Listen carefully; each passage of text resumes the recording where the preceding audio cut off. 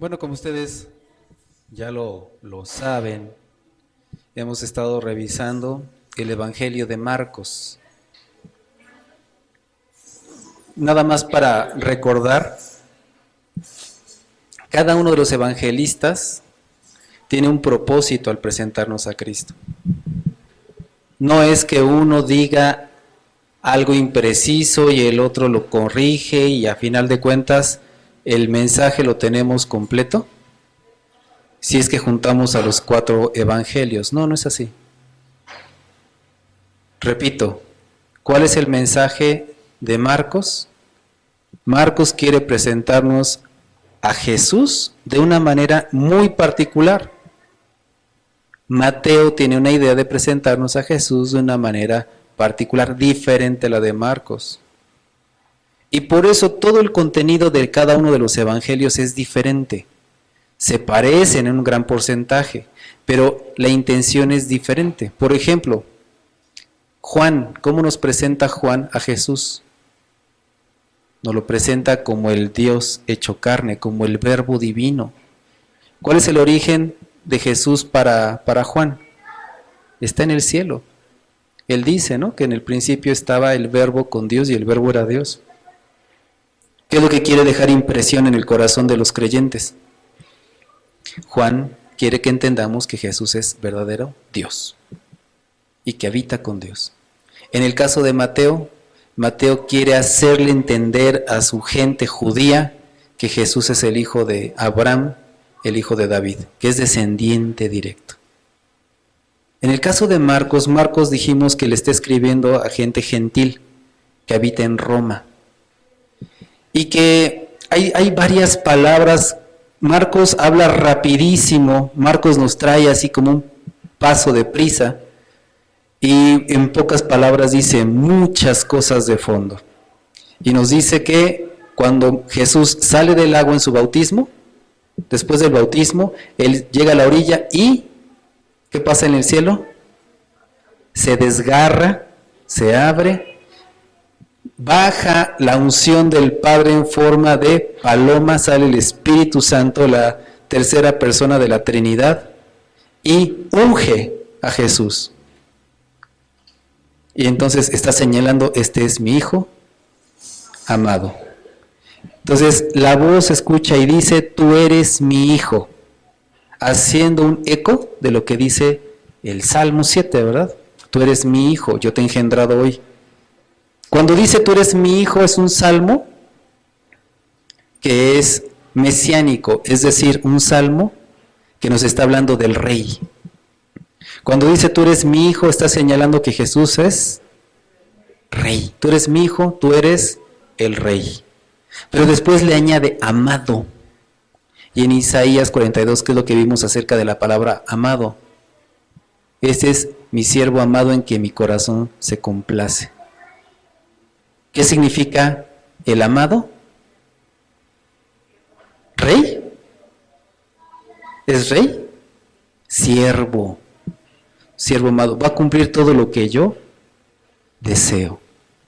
Entonces, en Marcos vemos a nosotros a Jesús como el Mesías, sí, como el Rey, sí, pero que también es el siervo amado. Y vemos también a Jesús afirmando sobre sí mismo que el que quiera ser mayor, que sea el postrero, que él vino a dar su vida, él vino al mundo no para ser servido, sino para servir. Entonces, el énfasis de Marcos es este rey, no que viene a sentarse en el trono, sino que viene a la acción, a servir. Entonces vemos nosotros desde el principio cómo Marcos nos está presentando la presentación de Jesús en la tierra como el rey, que primero va a tener a un heraldo que prepara su camino, ¿verdad? Y llega de repente el heraldo, prepara el camino, hace su aparición el rey, el heraldo es quitado, porque lo encarcelan, y después el mismo Jesús tiene la función de heraldo, también anunciando el reino. Jesús también dice, el reino de los cielos se ha acercado. Pero Jesús es el heraldo que anuncia el reino, pero también aparte Él es el rey. Él es mensajero y mensaje a la vez. ¿Sí? Es lo que vamos a ver al principio. Vimos que la primera acción del reino que hace Jesucristo es, después de que encarcelan a Juan el Bautista, Jesús se va hacia la región de Galilea, y así se cumple la profecía de que el pueblo que habitaba en tinieblas, Galilea de los gentiles, le iba a llegar luz. Y entonces empieza la ministración de la predicación. El ministerio de predicación comienza ¿en dónde? ¿En dónde? Galilea. ¿Él dónde vivió por muchos años? En Galilea. ¿Dónde pasó su niñez, juventud? En Nazaret. Y Nazaret está en Galilea. ¿Qué característica tiene Galilea? Galilea tiene un gran lago, un enorme lago. ¿Y cómo hace que sea el terreno alrededor de un lago? ¿Cómo es? ¿Árido o fértil? Muy fértil, muy fértil. ¿Y la gente de qué vive en esas zonas que están cerca del lago? Tienen abundantes frutos, pero también muchos se dedican a la pesca. Y Jesús conoce todo eso. Entonces hay varias ciudades alrededor de Galilea. Y si Nazaret fue el hogar de Jesús cuando él era niño, la ciudad más importante de la zona era Capernaum o Cafarnaúm también conocido. Entonces vemos nosotros que el Señor Jesucristo, después de que comienza la predicación diciendo el reino de los cielos se ha acercado, arrepiéntanse, cambien de reino. Recordemos, decíamos la semana pasada, arrepiéntanse significa metanoia, es la palabra que está allá atrás, y metanoia significa den la vuelta, cambio de rumbo. Ustedes estaban antes en el reino gobernado por el reino de esta tierra, gobernado por el príncipe de las tinieblas, y ha llegado el momento de cambiar de reino, el nuevo reino. El reino no hecho por manos humanas, es el reino que desciende del cielo. ¿Quién es el rey de ese reino? Jesús. ¿Viene a conquistar territorios? ¿A eso viene Jesús, a conquistar un territorio? ¿A quitarle un pedazo de terreno al imperio romano? ¿A qué viene Jesús?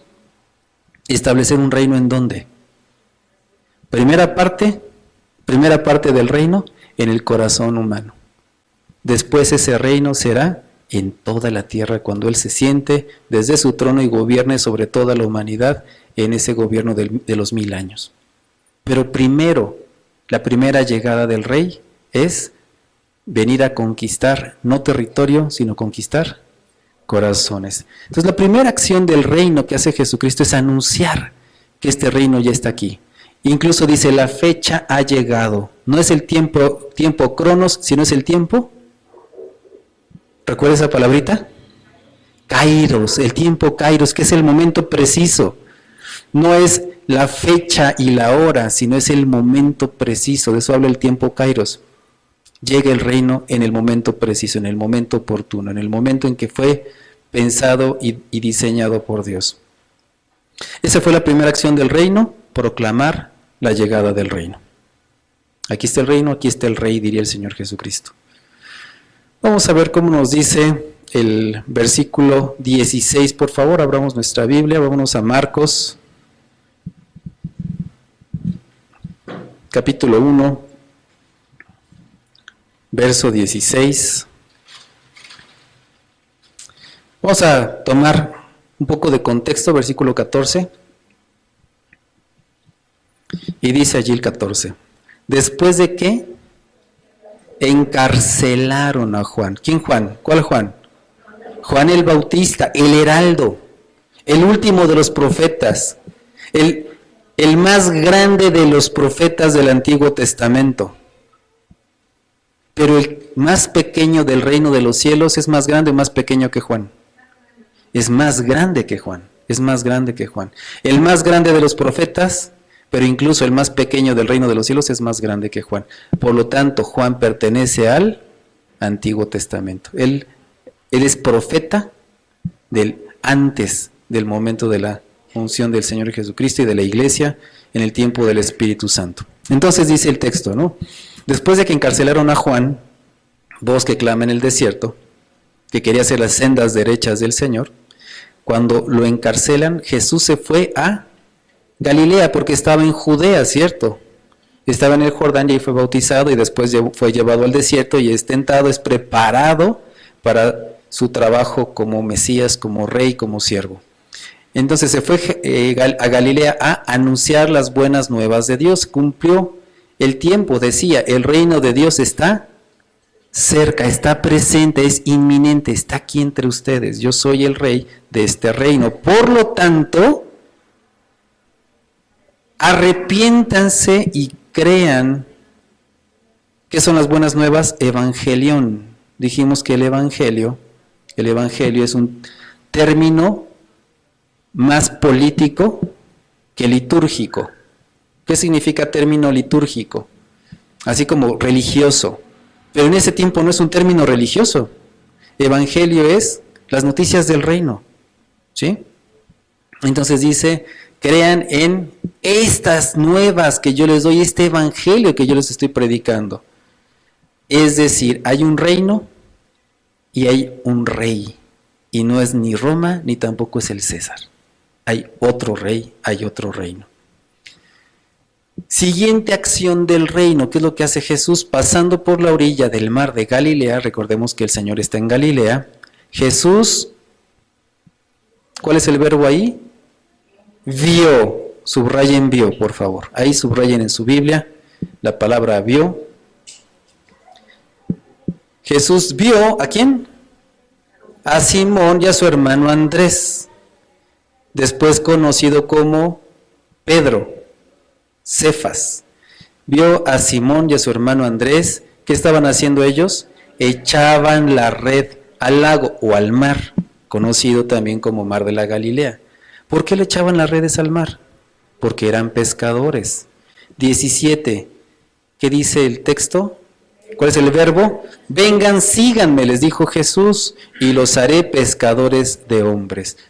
Palabra clave de este versículo 17 es, vengan, síganme. Es el mismo verbo, está ahí junto en una palabra. Vengan, síganme.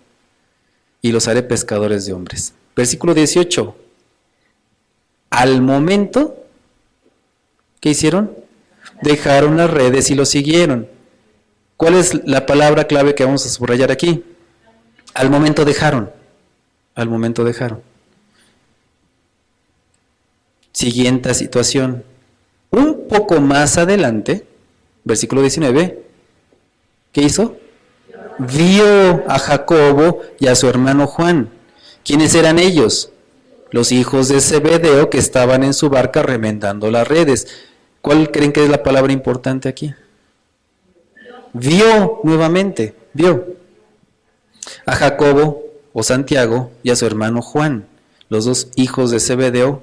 ¿Ellos qué estaban haciendo? ¿Echando redes? No, estaban remendando las redes.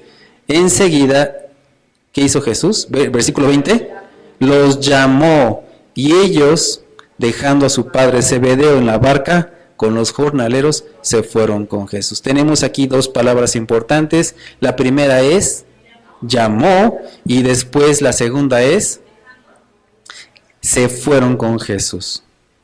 Ese es el punto. Entonces tenemos nosotros en este breve pasaje una acción en dos ocasiones, la misma acción en dos ocasiones. Primero Jesús ve y después llama. ¿Y cuál es la consecuencia? Que quien escucha, ¿qué hace? Le sigue.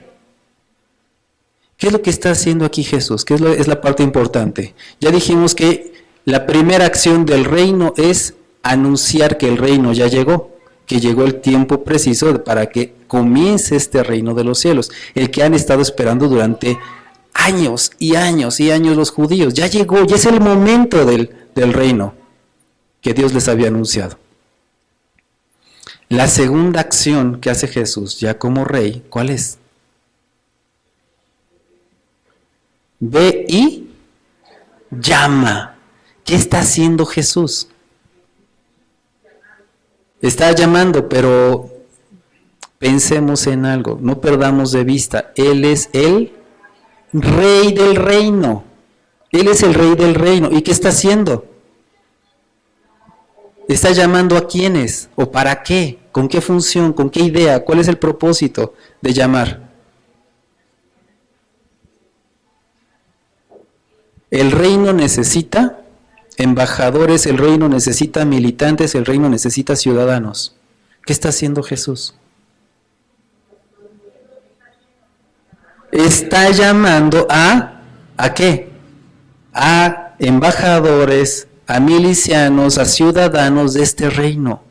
Él empieza así. Por eso cuando le dice a Simón y a Andrés, yo los voy a hacer, ¿qué? Pescadores de hombres. Es decir, yo a ustedes los voy a llamar y ustedes van a continuar también, ¿qué? Poblando este reino. Para eso los estoy llamando, para que sea poblado este reino. Para que cada vez este reino siga creciendo. ¿Qué se necesita este reino para poder hacerle frente a todas las circunstancias que se están viviendo en el reino terrenal? Se necesita gente. ¿Sí? Entonces, lo que está haciendo Jesús como acción del reino es, primero, juntar a estas personas que van a funcionar dentro del reino. Son no solamente funcionales, sino también son funcionarios dentro del reino. ¿Qué está haciendo Jesús? Está llamando a las personas para sanarlos, para tratarlos bien, para apapacharlos, para cubrirlos, ¿o para qué está juntando gente? ¿Qué quiere? ¿Gente que se quiera dejar cargar o gente que esté dispuesta a cargar ellos con una responsabilidad? Si se dan cuenta, la acción es, vamos a trabajar juntos. Ese es el llamado que está haciendo el Señor Jesucristo. Ellos ya tenían su mundo, ellos ya estaban en sus cosas, ellos ya tenían sus propósitos, ellos ya tenían su modus vivendi, ellos ya, si no resueltos, sí sabían qué hacer. ¿Qué están haciendo Simón y Andrés? Están aventando las redes al mar. ¿Por qué? Porque son pescadores. ¿Y qué estaban haciendo ese día? Pues pescando. Pedro nos dice en los otros evangelios que tenía una barca, pero en ese momento no está arriba de la barca. ¿Dónde está Pedro? Si Jesús está caminando cerca de la orilla, ¿dónde están Andrés y Simón que escuchan la voz de Jesús? Ellos están aventando la red. La red, como está ahí escrita en la Biblia, es de esas redes redondas que entre 2 o 3 personas se avientan para el mar. Es decir, ellos están cerca, muy cerca de la orilla, aún dentro del agua, pero están cerca. Ellos están pescando todavía. ¿Ya terminaron su jornada? No, no la han terminado, todavía siguen pescando. ¿Qué estarán pensando estos hombres en ese día? Podría haber sido un día soleado, podría ser mediodía quizá. No lo sé, o quizás un poco más temprano, no lo sé cuál es la costumbre de los pescadores. Generalmente ellos salen en la madrugada a pescar. Pero hablemos a gente de hoy, mediodía. Si yo me acerco a su puesto, si yo me acerco a su empleo, si yo me acerco a su negocio a mediodía, ¿cómo lo voy a encontrar a usted? Trabajando, como Pedro y Andrés que estaban trabajando. Y si les pregunto, ¿en qué estás pensando? ¿En qué estarían pensando? Quizá en que la hora de la comida se acerca, quizá en que tienen que terminar esto para irse antes de comer, quizá que les hace falta cumplir la venta de ese día, el proyecto que tienen porque tienen deudas que pagar. Están metidos en su rollo con la vida cotidiana. En eso estaban estos hombres. Entonces, tanto tenemos a 2 hombres que están metidos en su vida cotidiana haciendo lo que harían cualquier día de trabajo, pero tenemos al rey que está haciendo ¿qué? ¿Qué está haciendo el rey? Dice el texto, pasando por la orilla del mar de Galilea, Jesús vio a Simón y a Andrés. Casualmente, ahí va Jesús, a ver a quién me encuentro. ¿Qué nos dijo apenas hace unos momentos atrás el Evangelio de Marcos? ¿Qué nos dijo Marcos? Que Jesús está utilizando el tiempo Kairos, no el Cronos. ¿Qué diferencia hay entre Cronos y Kairos? Que Cronos es un tiempo cronológico, fecha y hora, pero Kairos es el momento ideal, el momento ideal. Jesús tiene el control de los momentos ideales, el tiempo preciso, la hora exacta que tienen que ser las cosas. Entonces Jesús está casualmente viendo a quién se encuentra. ¿Qué está haciendo Jesús? Dice, ¿y Jesús qué? Vio a Simón y Andrés. ¿A cuántos otros pescadores habrá visto ahí al lado del lago? Nada más Andrés, Simón, Santiago y Juan eran los únicos pescadores en el lago. No. ¿Pero a quién vio? A Simón y Andrés. Mientras que Andrés y Simón están en lo suyo, Jesús está pescando funcionarios, milicianos, asistentes. Yo les quiero pedir un favor, mis hermanos. Como la palabra del Señor requiere que nosotros estemos atentos a ella, les voy a pedir, por favor, que se desenchufen de las otras cosas y que dispongan su corazón a recibir la palabra. Porque como estamos viendo ahorita, el Señor, Él sí está en lo suyo, con un plan y un propósito que no nació hoy. Es un plan que Él ya tiene desde la eternidad. Así que no deje que algo lo sabotee a usted. Todas las demás cosas que están alrededor, que si la olla la dejé en la lumbre, que si ahorita me van a llamar por teléfono para avisarme que me saqué la lotería, que si ahorita lo que sea, va a sabotear lo que el Señor quiere hacer. No se deje. No se deje. Vamos nosotros a prestar atención a lo que dice la palabra. Créame que es mucho más provechoso y apunta a algo más grande que lo que pueda pasar hoy dentro de 5, 10 minutos o 1 hora. ¿Me lo cree? Porque son palabras de vida eterna. Son palabras de vida eterna. Entonces dice ahí el texto que el Señor ve, ¿a quién? A Simón. ¿Y a quién más? Y a Andrés. Ve a Simón y a Andrés. Y el Señor los llama. ¿Y qué es lo que hacen Simón y Andrés después de escuchar cuando Jesús les dice, vengan, síganme, y los haré pescadores de hombres? El versículo 18 tiene la palabra importante al principio. Dice, al instante, al instante. ¿Qué significa al instante? ¿Es nuestro español mexicano el ahorita? Ahorita. Vente a comer. Sí, ahorita. Sí, ya lo que ustedes digan. Sí, ahorita. El ahorita no es el ya mismo, pero lo que dice aquí el texto es un ya mismo, en este instante. ¿Qué es lo que hacen ellos? Al momento dejan las redes y los siguen. Usted, si alguien le dijera, usted está en su negocio y está en las ventas o está en lo que usted quiera, a ver, ven, acompáñame. Usted inmediatamente deja todo, tienda abierta, cortinas arriba, la caja del dinero ahí cerca y dice, ¿me voy? ¿Eso va a ser? ¿Pero qué hicieron estos hombres? ¿Por qué lo hacen? ¿Porque son chismosos? ¿Porque están deseosos de hacer otra cosa diferente en ese momento? ¿Por qué lo hacen? Aquí hay dos propuestas. Uno, la situación recae en el corazón de los llamados o la situación recae en el poder del que llama. ¿Quién está haciendo el llamado? El Rey. Amén. Quien está llamando es el Rey. ¿El rey de Roma? ¿El rey de Judea? ¿El rey de dónde? El Rey de los cielos. El Rey de los cielos.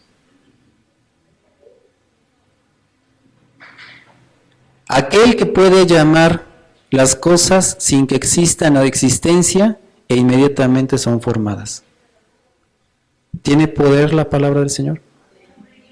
Sí, amén. Amén. Es lo que tiene. Y se repite la historia, pero ahora con otros dos. Cuando el Señor Jesús le dice, vengan, síganme, lo que dice así literalmente es, vengan atrás de mí. Vengan atrás de mí. Esa es una invitación diferente a la que recibían o la que se podría hacer en aquel tiempo por los rabinos. Porque bien es cierto que también a Jesús se les llama maestro o rabí. Pero las personas que querían estudiar la Biblia o que querían estudiar la palabra, buscaban con qué maestro se querían ellos asociar. Ellos eran los que iban a buscar la escuela y trataban de inscribirse a esa escuela. No era común que un maestro saliera a escoger discípulos. No era común. Sin embargo, aquí el rabino es el que está saliendo a llamar a sus seguidores. Seguidores. ¿Qué significa un seguidor? ¿Alguien que va hombro con hombro? ¿O alguien que va siguiendo las pisadas del que va adelante? ¿Qué es lo que está llamando Jesús a estos hombres? Vayan delante de mí, vayan a mi lado, vayan detrás de mí y hagan lo que yo hago. En ese momento también los seguidores de los rabinos, ellos no se ponían a cuestionar por qué el maestro decía lo que decía. Ellos aprendían lo que su rabino decía y ellos lo que tenían era repetir lo que el maestro les había enseñado.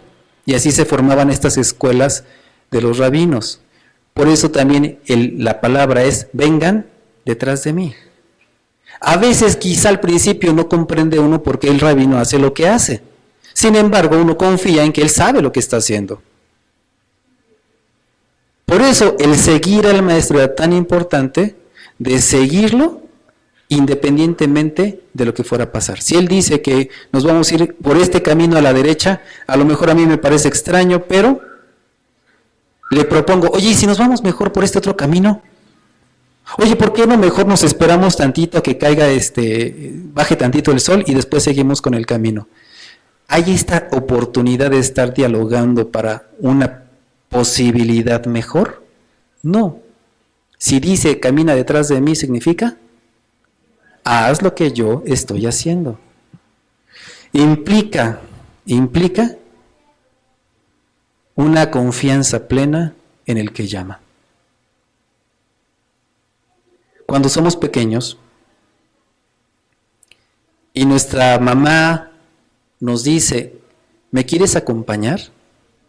Y estamos pequeñitos y no tenemos celular y no tenemos televisión para estarnos distrayendo, ¿qué le decimos a la mamá? Ay, no, qué flojera. Nah. Cuando uno está chiquito y realmente lo que uno desea es estar cerca de papá o de mamá, ¿qué hace el niño? O el abuelo. ¿Qué hace el abuelo? Y le dice al nieto, ven, acompáñame. ¿Qué dice el niño? Ah, no, ¿qué me va a compa? ¿Le está preguntando eso? ¿Qué dice? Vamos. Te voy a llevar a un lugar bien interesante. ¿Y cómo se pone el niño? Contento. Y si de repente lo mete por una calle desconocida, el niño empieza así como que a dudar, ¿y mi abuelo sí sabrá por dónde me trae? No, ni le preocupa, ¿qué hace? Pues se sube al coche si es que tienen coche o al transporte público, le toma la mano y a lo mejor hace preguntas de otras cosas o se va cantando cualquier otra cosa, pero no está preocupado por lo que va a pasar. ¿Por qué? Porque confía plenamente en quién lo lleva. Y este es como ese corazón de niño. Para poder recibir el reino tenemos que tener un corazón de niños, así confiados en el Maestro. Este llamado es también un llamado a la confianza. Vengan detrás de mí, los haré pescadores de hombres. Ellos podrían haber dicho, no te quiero seguir. Pero creo que hay una pregunta aquí intrínseca. ¿Verdaderamente ellos podrían haber dicho, no te quiero seguir? Ustedes ven que hay en el texto así como una reflexión de Santiago, de Juan, de Pedro. o Simón y Andrés, ¿seguimos o no seguimos? ¿Dejamos las redes o al ratito, o le decimos que regrese más tardecito, que nada más terminamos y después vamos a donde Él quiera? ¿Está eso ahí en el Evangelio? ¿Qué palabra está utilizando Marcos? Al instante, inmediatamente, ipso facto, ya, ahorita. ¿Hubo tiempo para pensar? ¿Hubo tiempo para meditar? ¿Hubo tiempo para calcular? No hay. ¿Saben por qué? Porque ese llamado es lo que los maestros en la iglesia han llamado irresistible. ¿Cómo es ese llamado? Irresistible. Irresistible. Veamos cómo lo dice Juan, capítulo 6, versículo... Déjeme acuerdo. Dios santo, ¿dónde lo tengo? 6:44. Juan 6:44. ¿Ya lo tiene? Dice el Señor Jesucristo, nadie, ¿quién? Nadie puede venir a mí si no lo atrae el Padre que me envió, y yo lo resucitaré en el día final. Y más adelante lo vuelve a repetir en el mismo capítulo, en el versículo 65. ¿Cómo dice? Por eso les dije que nadie, enfáticamente, que ¿quién? Que nadie puede venir a mí a menos que se lo haya concedido el Padre. ¿Quién está actuando en esos corazones para seguir de manera inmediata a Jesús? El Padre. Dios los está llevando a Cristo. ¿Se pueden resistir estos hombres? No, porque el llamamiento que hace Jesucristo en este caso es un llamamiento eficaz. Un llamamiento eficaz. Si Dios llama, no se les resiste. No se les resiste. Incluso creo que es Jeremías el que se quiere resistir de repente al mensaje que Dios quiere dar a través de él, y dice, y tú fuiste más fuerte que yo, me sedujiste. Yo no quería, sin embargo, tú me sedujiste. Y terminé obedeciéndote. Un llamado, ¿de qué tipo? Irresistible. ¿Por qué tiene que ser así este llamado? ¿Por qué tiene que ser así este llamado? Porque nos dice Efesios, nos enseña Efesios 2, que el ser humano, antes de tener una relación con Dios, antes de este llamado, el ser humano está separado de Dios. ¿Sabe cómo se le llama la separación en estos contextos? Muerte. Muerte. Separado es muerte. Está muerto. Ya sea separado de este mundo, separado de esta vida, separado de Dios. Es una muerte espiritual. Los muertos espirituales escuchan la voz de una persona viva espiritualmente. ¿Por qué? Porque están muertos. Están muertos. Yo sé que las personas tratan de hablar con los muertos y que creen que el muerto le va a contestar. ¿Qué sé yo qué va a pasar ahí? Pero el muerto está muerto. Está muerto. ¿Cuántas personas luego de repente en un sepelio y entendemos esa situación anímica que están viviendo, pero de repente se acercan al féretro y empiezan a hablarle, y, ay, ojalá no te me hubieras muerto, y mira que... Y que el muerto así nada más asintiendo con la cabeza, ¿no? ¿Puede hacerlo? ¿Está escuchando? ¿Está sintiendo? Nada. El alma ya se le fue. No hay forma de que escuche o que entienda. Por eso, cuando el Señor nos dice Efesios 2 que estamos muertos, es por la gracia de Dios que recibimos vida para poder escuchar el mensaje y poder entender que lo necesitamos. Entonces, por eso es imposible el hombre seguir a Dios. Para poderlo seguir se requiere el llamado del Rey, el Rey. Bueno, después dice el 19, un poco más adelante, vio a Jacobo y a su hermano Juan, hijos de Zebedeo, que estaban en su barca. ¿Ellos estaban trabajando? También. también.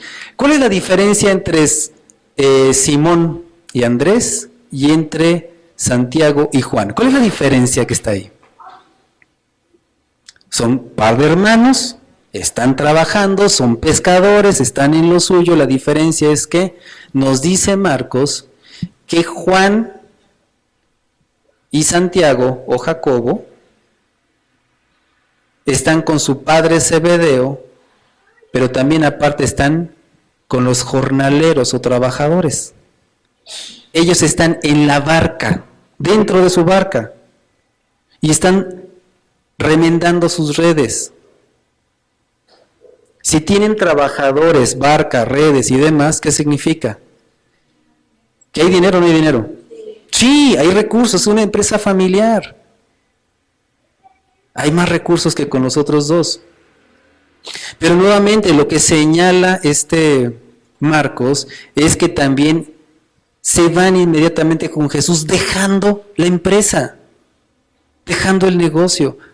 Es decir, no es por la cantidad de los recursos que deciden, pues no tengo nada que perder, lo sigo. Si se dan cuenta, Marcos nos está diciendo, no tiene que ver con la persona, tiene que ver con el que llama. ¿Por qué las personas siguen a Jesús? Estos dos personajes, ¿por qué siguen a Jesús? Porque el llamado que hace el rey es un llamado irresistible. Es un llamado eficaz. ¿Sí? Lo que nos está enseñando este pasaje, mis hermanos, es que si creímos nosotros en algún momento en que nosotros estábamos buscando a Dios y de repente lo encontramos, más bien lo que estuvo pasando es que Dios nos estuvo llamando y desde antes nosotros, cuando sentimos esa necesidad de buscar a Dios es porque Dios ya la había puesto primero. Nadie puede venir a mí si es que Dios no se lo concede. Nadie puede venir a mí si es que Dios no lo atrae hacia mí. Ese es lo que nos está diciendo este pasaje. Dios es el que tiene la iniciativa, pero yo creo que ahora viene una pregunta. Dios lo hizo con Santiago, lo hizo con Juan, lo hizo con Simón, lo hizo con Andrés. ¿Lo está haciendo hoy todavía? ¿Sigue llamando a las personas? ¿Sí? Y la pregunta sería, ¿y me llamó a mí? ¿A mí me llamó? Yo tengo un llamado irresistible de parte de Dios del cual no puedo sustraerme. Yo creo que aquí podemos hacernos algunas preguntas. ¿Tuvimos nosotros un tiempo kairos con Dios? A lo mejor no sé exactamente ni la fecha ni la hora, pero hubo un día en que de repente la idea de Jesús dejó de ser una religión y se convirtió en algo personal.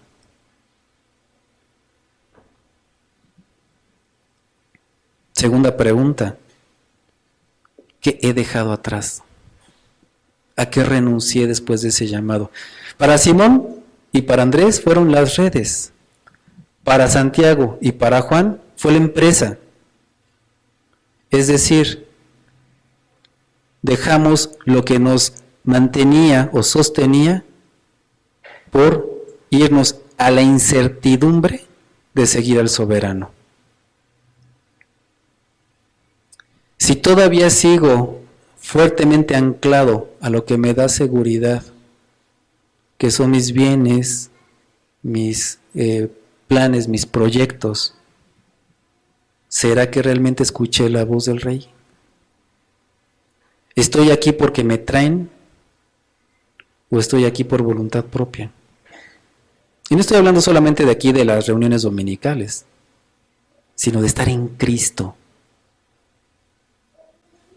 Leo, busco su presencia y lo escucho porque siento una necesidad imperiosa en mí de buscarle, o solamente cuando me dicen lee, ora, atiende las cosas de Dios, es cuando estoy dispuesto. ¿Cómo ha sido ese llamado en mi vida? Ha habido ocasiones en que me doy cuenta de mi condición pecaminosa y he pensado que esto ya no es para mí, e incluso me he dado una pausa de la vida espiritual, pero hay algo que de repente me vuelve otra vez a jalar hacia el Señor. Y digo, ¿qué estoy haciendo? ¿Dónde estoy? ¿Por qué estoy en esta condición? No puedo vivir al margen de lo que Dios es. Pero es que ¿cómo me voy? Y hay un conflicto interior, voy o no voy, siento que algo me atrae hacia el Señor, pero mi misma condición me hace decir, no, mejor no quiero, porque no puedo, porque no estoy en condiciones de acercarme a Él. Si siento ese impulso hacia el Señor a pesar de mi condición pecaminosa, ¿qué creen que está sucediendo en mí? ¿Quién me está trayendo hacia Él? El mismo Padre, porque nadie puede venir a mí si no les he dado por mi Padre. Entonces, vemos nosotros dos condiciones diferentes. Vemos dos condiciones diferentes.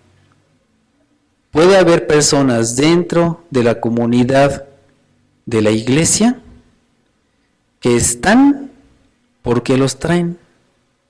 O puede haber otra condición que no están aquí, pero sienten el impulso de estar aquí, pero no se sienten dignos para estar.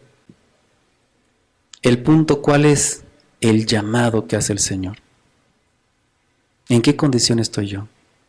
Si estoy aquí nada más por compromiso, para que no tener pleitos en casa, porque si no se va a armar la guerra y quiero vivir en paz, entonces tenemos nosotros un llamado hoy de parte del Señor Jesucristo. No es el llamado a pertenecer a un grupo religioso.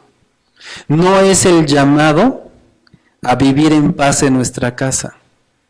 El llamado que hace el Señor Jesucristo es a pertenecer al reino de los cielos, que es infinitamente superior que cualquier cosa que nos podamos imaginar en esta tierra.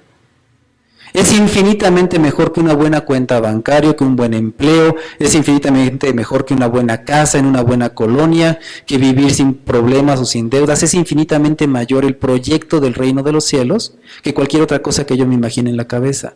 Es mejor militar en el reino de los cielos que en la mejor empresa mexicana que le dé empleo a cualquier persona. Las empresas, por muy bien posicionadas que están, se acaban, quiebran, son absorbidas por otras. Los países, por muy prósperos que sean, llega un momento en que colapsan. La historia nos lo está repitiendo de manera constante. Los imperios, el imperio romano tan grande y poderoso, cayó. Estados Unidos, ¿cuánto tiempo lleva estando como la nación más poderosa del mundo?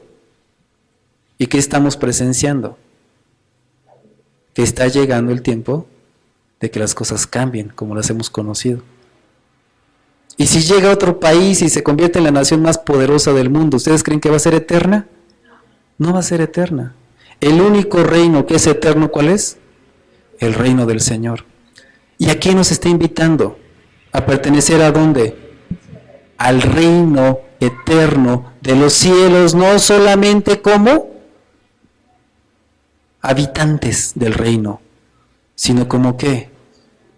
Como milicia, como embajadores, como ciudadanos del reino. No porque Jesús necesite ayuda, sino porque esta iglesia, la iglesia de Jesucristo, tiene que ganar este mundo para el Rey. Porque se tiene que resquebrajar este sistema de cosas. Porque el usurpador que ha venido a manipular los gobiernos de la tierra tiene que caer. ¿El Señor lo puede hacer solo? Por supuesto que sí. Pero Él ha decidido no hacerlo solo. Él ha decidido hacerlo con nosotros, con Él. Entonces, la visión de la iglesia como ese lugar donde van a venir a sobarme mis heridas, a curarme mis raspones, a apapacharme cuando lo necesito, a que me carguen porque estoy muy cansado, esa idea es pobre de lo que es el reino de los cielos. Está muy limitada. ¿Cuál es el llamado que hace el Señor Jesucristo? Quien quiera venir en pos de mí, tome su cruz y sígame. Es que yo quiero caminar con todos mis privilegios. ¿Cómo le dijo el joven rico al Señor Jesucristo? Quiero seguirte. ¿Y qué dijo el Señor Jesucristo? Bien, me parece muy bien. Primero cumple los mandamientos. ¿Y qué dice el joven rico? Todo lo he cumplido desde que estaba muy pequeñito. Bien, qué bueno, vas bien. Ahora nada más una cosa pequeñísima, minúscula. Vende todas tus posesiones, reparte tus riquezas y ahora sí ven y sígueme. Ven y sígueme. ¿Y qué dijo el muchacho que quería seguirlo? Por supuesto, inmediatamente lo voy a hacer. ¿Qué dice?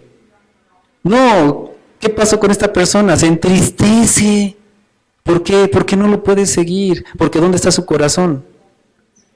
Porque donde esté su tesoro, ahí va a estar su corazón. Si el tesoro de Simón y de Andrés hubiera estado en la pesca, se hubieran quedado con sus redes. Si el tesoro de Santiago y Juan hubiera estado en la empresa, se hubiera quedado con su padre y los jornaleros. Pero estos hombres no lo hicieron así.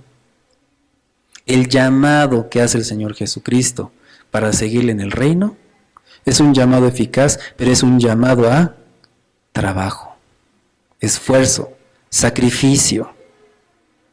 No es un paseo en el parque. No es, vente, te apapacho, ay, pobrecito de ti, véngase, méngache con su méngache. Aquí te guardo en mi bolsita y te cargo todo el tiempo. Al principio sí, porque somos bebés espirituales. Pero hay bebés espirituales de 40, 50, 60, 70 años de siendo bebés. Y hay que seguirle cambiando el pañal al bebecito espiritual. ¿Es correcto eso? Por supuesto que no. Por supuesto que no. Hermanos, la iglesia es el instrumento que el Señor Jesucristo usa también para llamar a otros.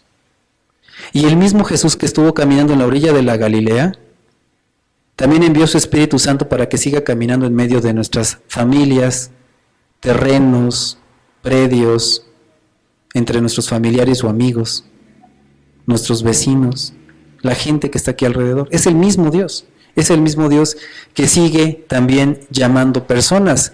Pero ¿a través de qué hace ese llamado el Señor Jesucristo? ¿Cómo hace ese llamado ahora? A través de nosotros mismos.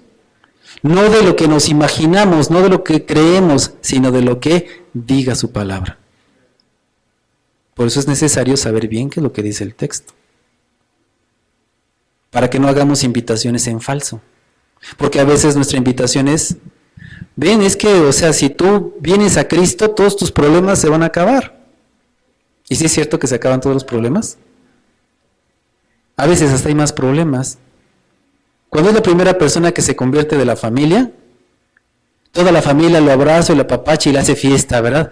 Bendito sea el Señor, qué bueno que ya eres creyente. Nosotros todavía no, algún día lo seremos, pero tú ya comenzaste, qué bueno, gloria a Dios porque vas a interceder por nosotros. ¿Eso dice la familia? ¿Qué le dice? Es más, qué bueno que ya te convertiste en cristiano. Ahora para mí estás muerto y te voy a desheredar. Casos extremos así. No se pone fácil. Pero ese es el llamado que hace el Señor.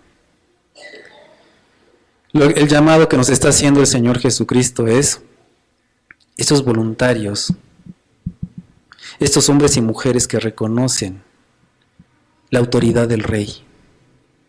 No es nada más a acompañar a Jesús un ratito en el camino, es a seguir sus huellas, a seguir sus pasos. Cuando el Señor dice, ven detrás de mí, nos está invitando a caminar por un camino difícil, pero esperar llegar a un lugar glorioso, un proyecto importante, trascendente, y que termina en un momento de gloria.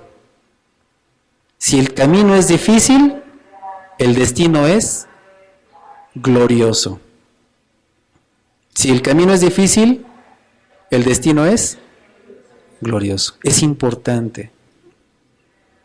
Es a participar en el método que Dios tiene preparado para salvar este mundo. Si todavía nos sentimos que tenemos un llamado a participar de esa manera, oremos para que Dios lo ponga.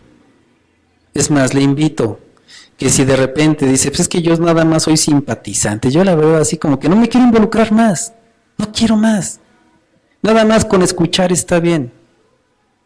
Pero qué bueno que esté presente mi hermano, pero no es suficiente, no es suficiente. El llamado de Jesús no es solamente acompáñame de aquí a la esquina. El llamado de Jesús es ven y sígueme, incluso por el camino de la cruz. Incluso por el camino de la cruz. Vamos a orar.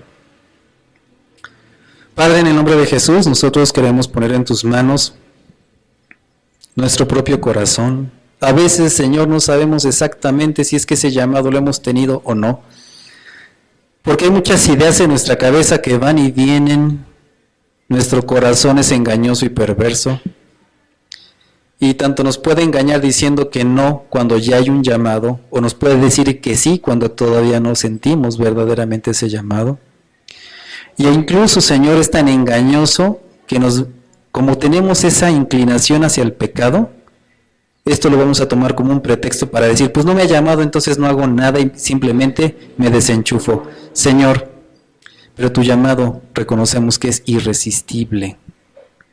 Cuando tú llamas, Señor, cuando tú llamas eficazmente, los hombres dejan las redes, dejan los negocios, dejan los planes personales, incluso hasta la resolución de sus propios problemas, Señor, saben que se quedan en tus manos, ya no hay que remendar redes, porque sabemos que lo que tú ofreces es todavía mucho más grande, mucho más poderoso. Dios, eso es lo que dice tu palabra. Y yo ruego que acompañes tu palabra, Señor, con el gozo que sientes por salvar personas. Señor, yo ruego que haya un llamado eficaz en cada corazón. No depende, Señor, de quién es el que expone tu palabra, sino depende del poder de tu propia palabra, porque tu palabra es viva y eficaz, y es más cortante que una espada de doble filo, que penetra los huesos, las coyunturas, Señor, discierne los pensamientos del Espíritu. Y tu palabra también trae vida. Tu palabra vivifica, tu palabra es la verdad. Señor, yo ruego que tu Espíritu Santo haga este llamado firme, confirme el llamado que has hecho a mis hermanos. Que toda bruma que haya en nuestros pensamientos, toda confusión con respecto a lo que significa que tú nos llames, ya caiga por tierra. Que todo pensamiento infantil con respecto a lo que significa el reino de Dios, también caiga por tierra, Señor, y se empiece a construir en nuestra perspectiva el glorioso reino de los cielos, que nos llama a un sacrificio, sí, pero también a un inmenso placer y gozo de saber que pertenecemos a algo tan grande que ni siquiera lo podemos visualizar con claridad.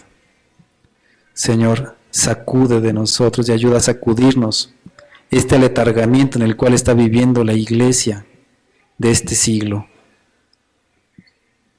Señor, llena nuestros corazones, inflama nuestros corazones de pasión por Cristo, por la obra, por tu iglesia, por tu reino, por tu gloria, Señor. Y si alguien no ha recibido ese llamado en el nombre de Jesús, yo te ruego, Señor, por la pura misericordia que tú tienes, que esta palabra acerca del reino y de que tú eres el rey y de que tú llamas y que tú eres soberano, despierte sus espíritus, Señor, y les dé vida espiritual. Que puedan reconocer que han caminado por su propia voluntad y que ese no es el propósito del hombre, y que se acerquen a ti, Señor, y decidan seguir tus huellas. Padre, en el nombre de Jesús, haz ese llamado eficaz. Padre, en el nombre de Jesús, trae a estas personas a Cristo. porque nadie va a llegar a ti si es que tú no le concedes el que llegue al Señor Jesucristo. Y aquel que Cristo toma en sus manos no lo pierde, no se le escapa, porque estar en manos de Cristo es seguro. Padre, oro por esta iglesia, Señor, por los que están escuchando el mensaje en línea.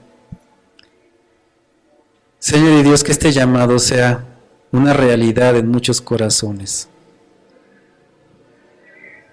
Ayúdanos a seguir viendo en los temas siguientes, Señor, lo que significa pertenecer al reino y cómo es que tú operas en medio de este reino aún hoy en día.